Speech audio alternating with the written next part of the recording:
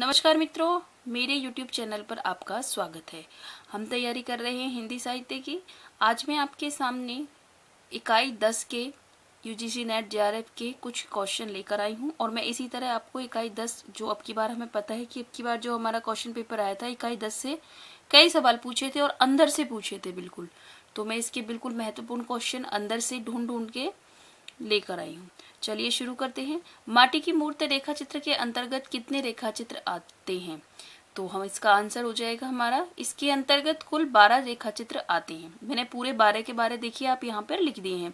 पहला है रजिया, दूसरा बलदेव सिंह, सरजू भैया, मंगर, रूपा की आजी, देव, बाल गोविंद भगत, भौजी, परमेश्वर, बैजू मामा और सुबान खान बुधिया। प्रश्न संख्या 2 हो जाएगी हमारी, माटी की मूर्ति का प्रकाशन वर्ष क्या है? तो इसका प्रकाशन वर्ष हो जाएगा हमारा 1946 और ये इसका नवीन संस्करण हो जाएगा 1953। प्रश्न संख्या 3 है हमारी, माटी की मूर्ति रेखा चित्र के लेखक कौन है? तो इसका पता है हमको, रामवृक्ष बेनीपुरी जी। प्रश्न संख्या 4 है, माटी की मूर्ति के नवीन संस्करण में कौन सा रेखा चित्र जोड़ा गया है? तो इसका जो 1953 में नवीन संस्करण आया था उसमें ये रजिया जोड़ा गया था। प्रश्न संख्या 5 है, माटी की मूर्ति रेखा चित्र में चूड़ी हारिन का काम कौन करता है? तो चूड़ी हारिन का काम कौन करता है? इसमें करती है हमारी रजिया।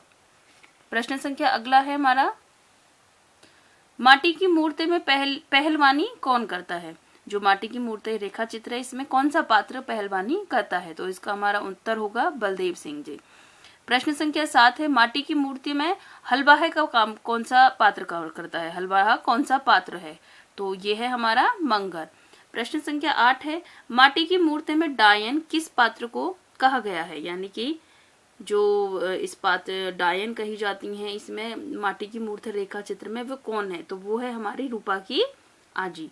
जो ये रूपा की आजी है इसको गांव के जो लोग हैं अंधविश्वास के कारण उसको डायन कहकर बुलाते हैं। क्यों? क्योंकि जो इसकी शादी होती है तो इसके पूरे ससुराल में सबकी मृत्यु हो जाती है, इसीलिए इसको बार बार डायन कहकर बुलाया जाता है, जिसके कारण ये बेचारी दुखी होकर कुएं में कूदकर अपनी जान दे देती है। प्रश्न संख्या 9 करते हैं। प्रश्न संख्या 9 होगा हमारा,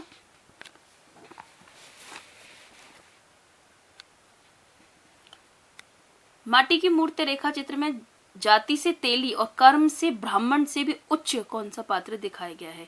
बाल गोविंद भगत। यानी कि ये जो बाल गोविंद भगत जी हैं ये जाति के तो तेली हैं लेकिन ये अपने कर्मों से ब्राह्मण से भी ऊंचा पद रखते हैं। प्रश्न संख्या 10 है, माटी की मूर्ति रेखा चित्र में कबीरदास जी को मानने वाला कौन सा पात्र है? तो कबीरदास जी को मानने वाले हमारे बाल गोविंद भगत ही हैं।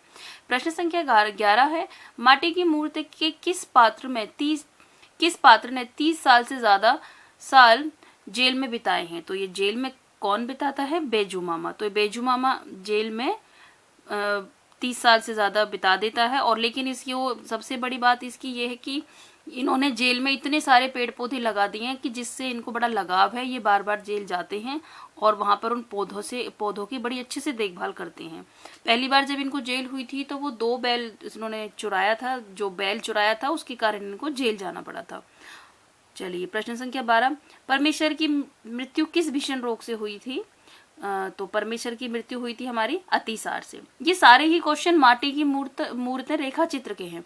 फिर मैं इसके बाद और जो दूसरी हमारी है आत्मकथा या फिर रेखा चित्र उससे लेके आऊंगी। इकाई नंबर 10 के चलेंगे। पहले किसकी पठिया बेनीपुरी की चमेली पर गई थी? यानी कि बुधिया की।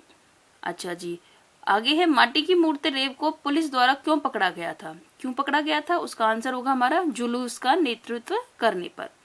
प्रश्न संख्या 16 होगी हमारी, माटी की मूर्ति रेखा चित्र में रजिया के पति का नाम क्या है? तो माटी की मूर्ति है जो हमारी रेखा चित्र है उसमें रजिया के पति का नाम हसन है।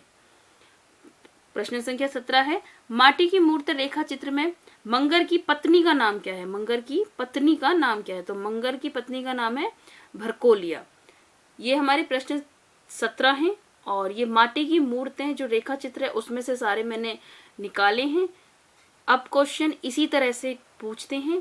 तो चलिए आगे हम नेक्स्ट वीडियो में और किसी की चर्चा करेंगे इकाई नंबर 10 की किसी एक भाग की। मेरे YouTube पे मेरा साथ देने के लिए आप लोगों का धन्यवाद।